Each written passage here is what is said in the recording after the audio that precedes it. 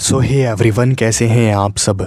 मेरा नाम है दीपक विश्वकर्मा और आप देख रहे हैं dark legend horror stories YouTube channel, जहां मैं आप सभी को डरावनी कहानियां सुनाता रहता हूं। और आज की इस वीडियो में मैं आप सभी को वेंडिगो की कुछ डरावनी कहानियां जो हैं वो सुनाने वाला हूं। तो मैं उम्मीद करता हूं कहानी और आवाज़ आपको पसंद आएगी। तो अगर आपको कहानी और आवाज़ पसंद आए तो वीडियो को लाइक करना, चैनल को सब्सक्राइब करना ना भूलें। साथ ही साथ कमेंट करके ज़रूर बताएं कि आपको कहानी और आवाज़ कैसी लगी। तो चलिए अपने जो हेडफोन्स हैं उन्हें लगा लीजिए। और अगर आपने मुझे इंस्टाग्राम पर फॉलो नहीं किया है तो मैंने हाल ही में एक आईडी बनाई है और उसका लिंक मैंने कमेंट में पिन कर दिया है। तो अगर आपने मुझे इंस्टाग्राम पर फॉलो नहीं किया है तो आप मुझे वहाँ पर भी फॉलो कर सकते हैं। तो चलिए शुरू करते हैं वेंडिगो की डरावनी कहानियों को। एक शहर में बीमारी बहुत तेज़ी से फैल रही थी और उस बीमारी का कोई इलाज नहीं था। बड़ी बड़ी कंपनीज उस बीमारी की इलाज की दवाइयाँ बनाने में लगी हुई थी, लेकिन उन्हें कोई भी कामयाबी जो थी वो नहीं मिली थी। बहुत सारे लोग उस बीमारी की चपेट में आकर अपनी जान से हाथ धो रहे थे। तभी एक दवाइयाँ बनाने वाली कंपनी के अंदर एक ब्रायन नाम का लड़का काम कर रहा था और काम करते करते उसके चेहरे पर मुस्कुराहट आ गई और वो भागते हुए अपने बॉस के पास गया। ब्रायन ने अपने बॉस से कहा, सर सर एक गुड न्यूज़ है, मेडिसिन बन गई है। जैसे ही ये बात बॉस ने सुनी तो वो अपनी चेयर से उठ गया और उसने कहा, क्या मेडिसिन बन गई है? क्या तुम मजाक तो नहीं कर रहे? और फिर ब्रायन ने कहा, सर मैं कोई मजाक नहीं कर रहा, मेडिसिन बन गई है। वो बॉस कैबिन से बाहर निकला और उसने चेक किया तो उसकी खुशी का कोई ठिकाना ही नहीं रहा और उसने कहा, बहुत बढ़िया, तुम्हें इस काम के लिए ज़रूर इनाम मिलेगा। अब मुझे फटाफट ये बताओ, इसे बनाने के लिए हमें क्या क्या चाहिए। मैं उन सारी चीज़ों को बहुत बड़ी क्वांटिटी में मंगा लेता हूँ और उसके बाद हम मेडिसिन्स तैयार करने लगेंगे। और फिर ब्रायन ने कहा, सर इसी बात की चिंता है, इस दवाई को बनाने के लिए जो चीज़ें चाहिए उनमें से एक चीज़ बहुत ही ज़्यादा मुश्किल से मिलती है। और फिर ब्रायन के बॉस ने कहा, अच्छा मुझे दिखाओ कौन सी चीज़ है वो। ब्रायन ने अपने फ़ोन में एक पौधे की फ़ोटो निकाली और उसे अपने बॉस को दिखाया और कहा, ये देखिए ये लगेगा। ब्रायन के बॉस ने कहा, ये पौधा तो जंगलों में मिल जाएगा, वहां से मैं मंगवा लेता हूं। और फिर ब्रायन ने कहा, सर जंगलों में तो मिलेगा, लेकिन कौन से जंगलों में ये भी तो पता करिए। ये पौधा जिस जंगल में मिलेगा वहां पर बहुत ही ज़्यादा खतरनाक लोग रहते हैं, वो सभी आदमखोर हैं। वहां पर जाने वाले हर व्यक्ति को वो जान से मार देते हैं। वहां से ये पौधे वो भी इतनी बड़ी क्वांटिटी में कैसे आएंगे? और फिर ब्रायन के बॉस ने कहा, हाँ ये भी बहुत बड़ी प्रॉब्लम है, वो सभी बाहरी लोगों को पसंद नहीं करते और जो भी बाहरी व्यक्ति आता है वो मारा जाता है।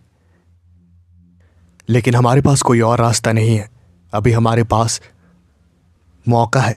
हम जितना जल्दी हो सके इस दवाई को बनाकर अपने नाम पर पेटेंट कर लेंगे और उसके बाद हमारी कंपनी को बहुत ही ज़्यादा प्रॉफिट होगा और लोगों की जान भी बचेगी। ब्रायन ने कहा, अच्छा तो फिर आपके पास क्या रास्ता है इस पौधे को यहाँ लेकर आने का? जिसके जवाब में ब्रायन के बॉस ने कहा, रास्ता तो मुझे एक ही नज़र आ रहा है। मैं, तुम और कुछ हंटर्स को लेकर उस जंगल में जाते हैं। हम सीक्रेटली उस जंगल में जाएंगे और वो पौधे लेकर आएंगे। ब्रायन ने कहा, सर मुझे तो लगता है कि हमें इन सब कामों में सरकार की मदद लेनी चाहिए, अगर वो सपोर्ट करेगी तो काफ़ी अच्छा रहेगा।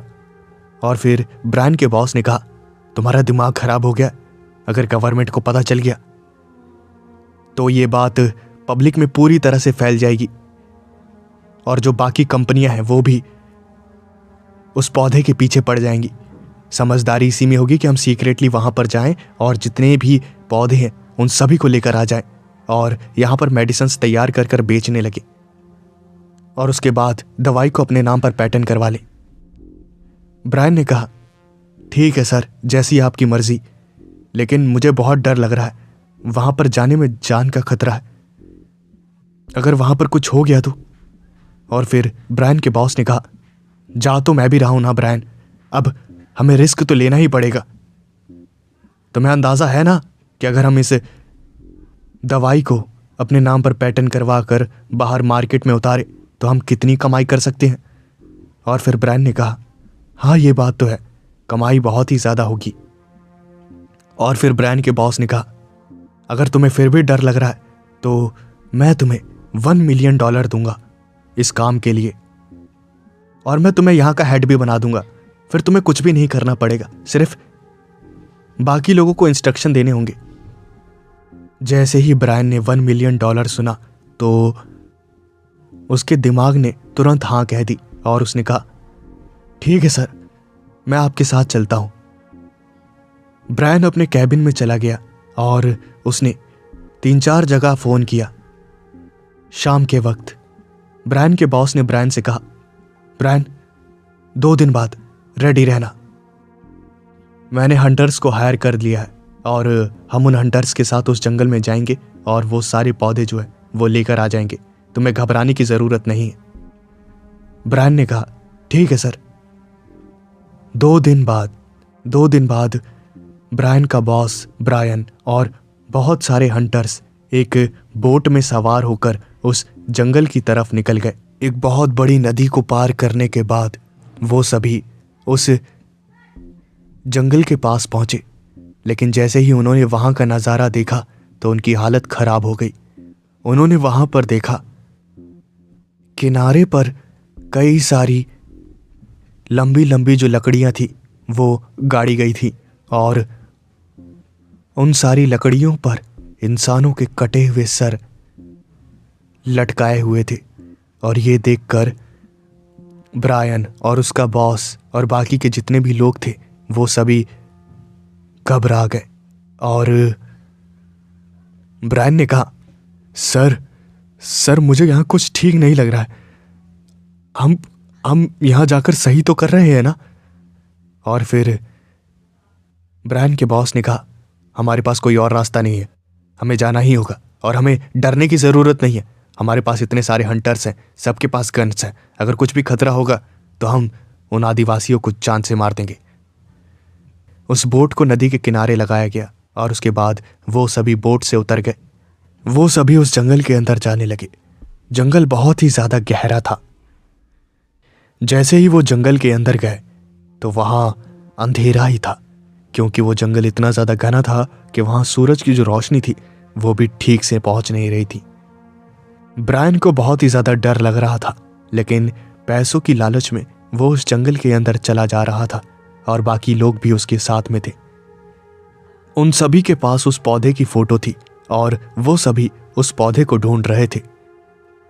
उस पौधे को ढूंढते ढूंढते वो जंगल के बहुत ही ज्यादा अंदर घुस गए, लेकिन उन्हें वो जो पौधा था वो नहीं मिला। उस पौधे को ढूंढते ढूंढते कई घंटे बीत गए और सुबह से शाम हो गई। ब्रायन ने कहा, क्या आप में से किसी को यह पौधा मिला? और फिर ब्रायन के बॉस ने कहा, मैंने तो बहुत ढूंढा लेकिन मुझे तो कहीं भी नहीं दिखा। और बाकी के जितने भी हंटर्स थे उन्होंने भी कहा, नहीं हमें भी नहीं दिखा, हम भी सुबह से ढूंढ रहे हैं, लेकिन हमें अब यहां से चलना चाहिए। रात बहुत ज्यादा हो गई है और यहां पर जंगली जानवर किसी भी वक्त आते होंगे, तो हमें किसी सुरक्षित जगह पर जाना चाहिए। ठीक है, हम कोई सुरक्षित जगह ढूंढ लेते हैं। वो सभी मिलकर कोई सुरक्षित जगह ढूंढने लगे और काफी देर ढूंढने के बाद उन्हें एक सुरक्षित जगह मिल गई। उन सभी ने वहां पर टेंट लगाए और वहां पर आग जलाई। आग जलाने के बाद उन सभी के पास जो भी खाने का सामान था वो उन्होंने निकाला और खाना पकाने लगे। ब्रायन और ब्रायन के जो बॉस थे वो वहीं पर बैठे हुए थे। ब्रायन ने कहा, सर आपका तो बहुत खर्चा हो गया होगा ना, इतना सब हो रहा है, इतने सारे लोग, हंटर्स और ये सब चीज़ें जो हैं। और फिर ब्रायन के बॉस ने कहा, पैसों के बारे में तुम मत सोचो, हमें किसी भी हालत में उस पौधे को निकालना है और सारे पौधों को लेकर यहां से चलना है और उस दवाई को अपने नाम पर पेटेंट करवाना है, समझे तुम? और खाना खाओ, सुबह हमें बहुत मेहनत करनी है। ब्रायन और ब्रायन के बॉस ने खाना खाया और वो सभी अपने अपने टेंट में चले गए। सब अपने अपने टेंट में सो गए। उसके बाद रात की तकरीबन 2 बजे, जब दूर दूर तक सिर्फ सन्नाटा पसरा हुआ था, तब अचानक से वहां एक टेंट में सोए हुए हंटर के कानों में एक आवाज आई।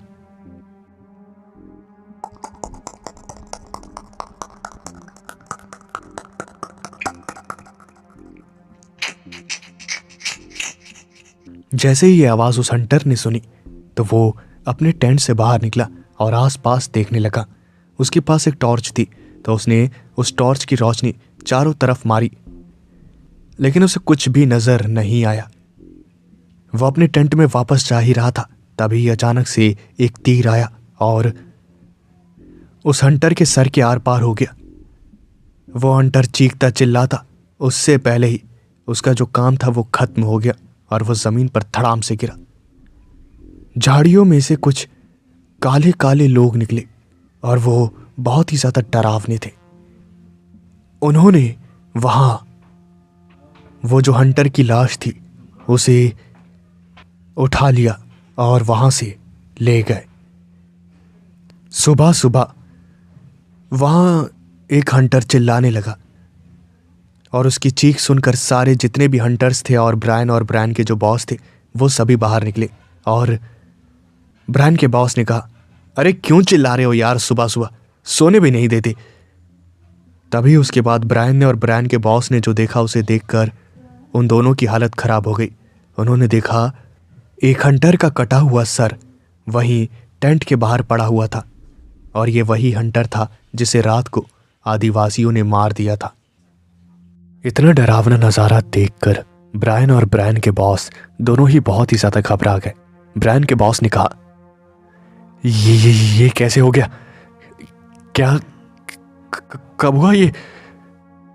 और फिर बाकी के हंटर्स ने कहा, पता नहीं, हम सुबह सुबह अपने टेंट से निकले तो हमने भी यही नजारा देखा। और फिर ब्रायन ने कहा, सर मुझे लगता है कि हमें यहां से चलना चाहिए। यहाँ के आदिवासी बहुत खतरनाक हैं, वो हमें मार देंगे जान से। अगर हम अपनी जान बचाना चाहते तो हमें यहाँ से निकल जाना चाहिए। और फिर ब्रायन के बॉस के दिमाग में आया कि अगर वो यहाँ से चले गए तो उन्हें वो पौधा नहीं मिलेगा और वो दवाई नहीं बना पाएंगे। इसलिए ब्रायन के बॉस ने कहा, मुझे कुछ भी नहीं पता है, अब हम यहाँ पर आ गए हैं तो पौधे लिए बगैर हम यहाँ से नहीं जाएंगे, समझे? ब्रायन के बॉस ने सारे हंटर से कहा, मेरी बात सुनो, मैं तुम्हें डबल रकम दूंगा, किसी को घबराने की जरूरत नहीं है। बस तुम सभी को मेरी और ब्रायन की रक्षा करनी है और हमारी मदद करनी है, बस समझ गए? क्या तुम तैयार हो? और फिर वहां पे जितने भी हंटर्स थे सब ने पैसों के बारे में सोचा और कहा, हाँ हम तैयार हैं, आपको कुछ भी नहीं होगा, आपका जो भी काम है वो सक्सेसफुल हो जाएगा। वो सभी फिर से उस पौधे की तलाश में इधर से उधर भटकने लगे। तभी अचानक से वहां पर एक हंटर चीखने लगा और बाकी के जितने भी हंटर्स और ब्रायन के जो बॉस थे वो वहां पर गए तो उन्होंने देखा कि पेड़ के ऊपर उस हंटर का बचा हुआ जो शरीर होता है वो लटका हुआ था और उसके ऊपर कुछ लिखा हुआ था। ब्रायन ने ध्यान से पढ़ने की कोशिश करी तो उसके ऊपर लिखा हुआ था, चले जाओ यहां से वरना मारे जाओगे। वो सभी थोड़ा बहुत घबरा गए, लेकिन पैसों की लालच में हर कोई था, कोई भी वहां से जाना नहीं चाहता था।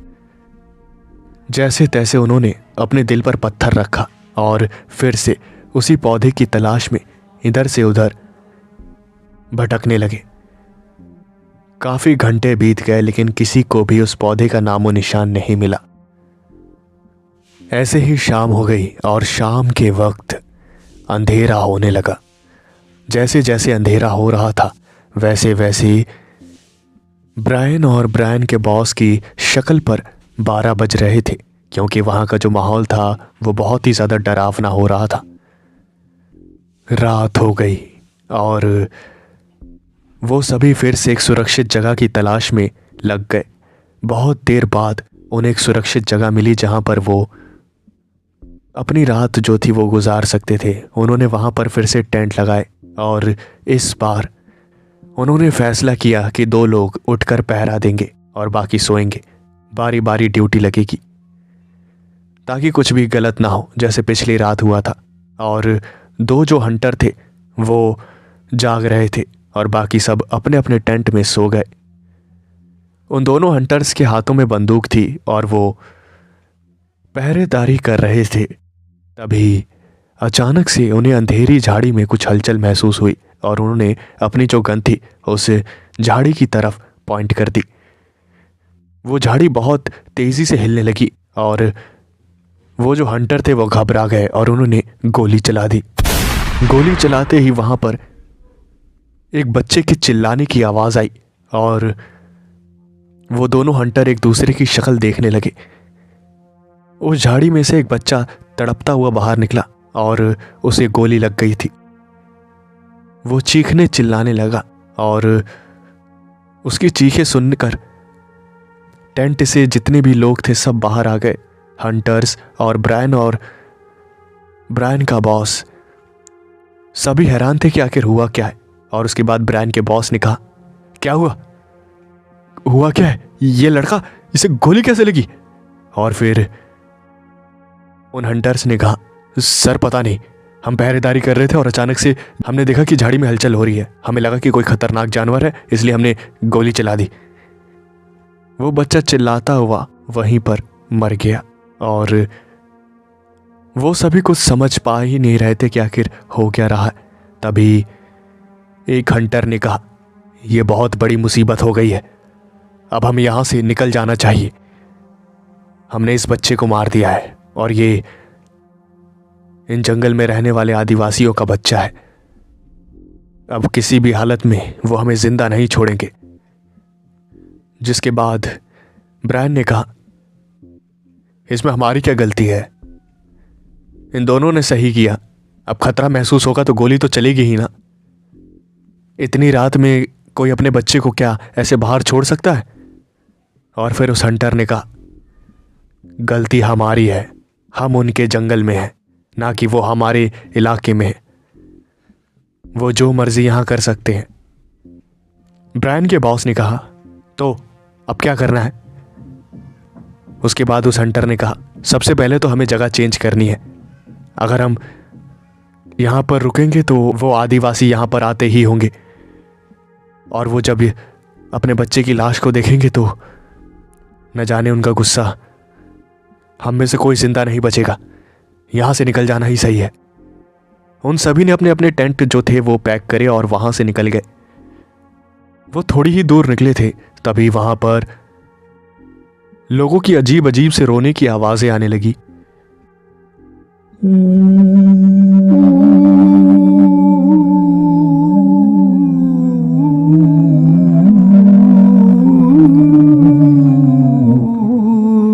बहुत सारे लोग रो रहे थे और वो जो रोने की आवाज थी वो पूरे जंगल में गूंज रही थी। इस बात से साफ पता चल रहा था कि उन आदिवासियों को उस बच्चे की जो लाश है वो मिल गई है और वो कभी भी हंटर्स को, ब्रायन को मारने के लिए आ सकते हैं। वो सभी बहुत ही ज्यादा दूर जंगल के अंदर निकल गए और कई कई किलोमीटर तक चलते रहे।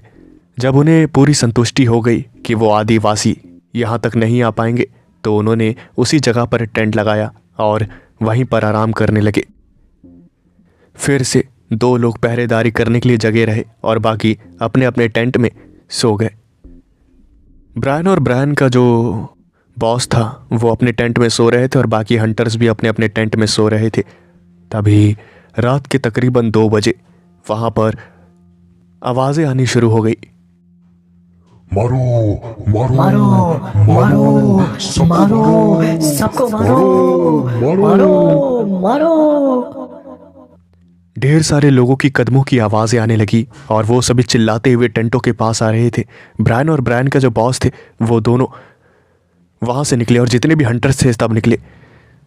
उन्होंने देखा कि वो जितने भी आदिवासी थे वो सब अपने हाथों में हथियार लेकर उनकी तरफ बढ़ रहे थे और ये नज़ारा बहुत ही ज़्यादा डरावना था। ब्रायन बहुत ही ज़्यादा डर गया और ब्रायन का बॉस भी।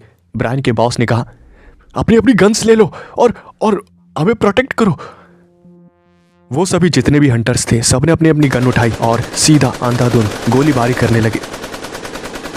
गोलीबारी की वजह से बहुत सारे आदिवासी वहीं पर ढेर हो गए, लेकिन उन आदिवासियों की जो तादाद थी वो बहुत ही ज़्यादा थी और उन हंटर्स के पास गोलियां भी कम पड़ने लगी।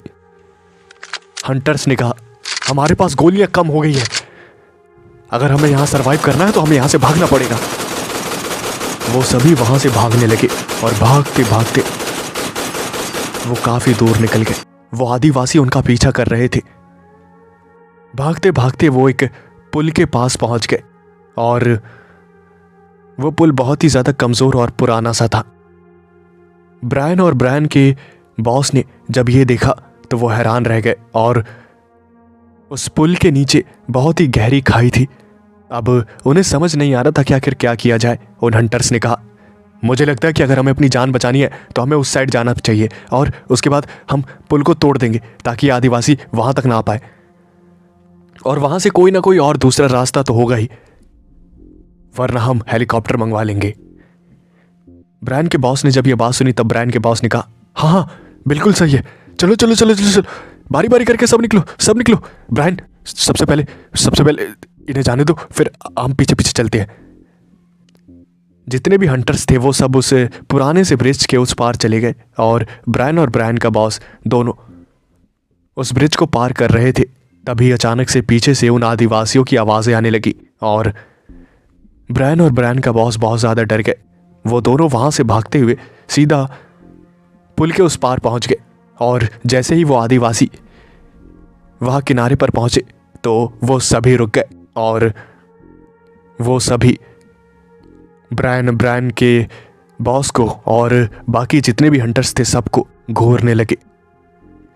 तभी उन आदिवासियों में से एक आदिवासी ने कहा, मारेगा मारेगा मारेगा मारेगा तुम सब मरेगा मारेगा मारेगा मारेगा तुम सब मरेगा मारेगा मारेगा मारेगा मारेगा तुम सब मरेगा। किसी को कुछ भी समझ नहीं आया और तभी एक आदिवासी वहां पर आया और उसने उस पुल को तोड़ दिया और वो आदिवासी जितने भी थे वो सभी आंखों में आंसू लिए वहां से चले गए। ब्रायन का बॉस और बाकी के जो हंटर थे अब वो सोच में पड़ गए कि आखिर अब क्या किया जाए, उस पौधे को आखिर कहाँ ढूंढा जाए इतने बड़े जंगल में। तभी वहां पर एक डरावनी सी आवाज गूंजने लगी। ब्रायन के बॉस ने कहा, ये आवाज कैसी है?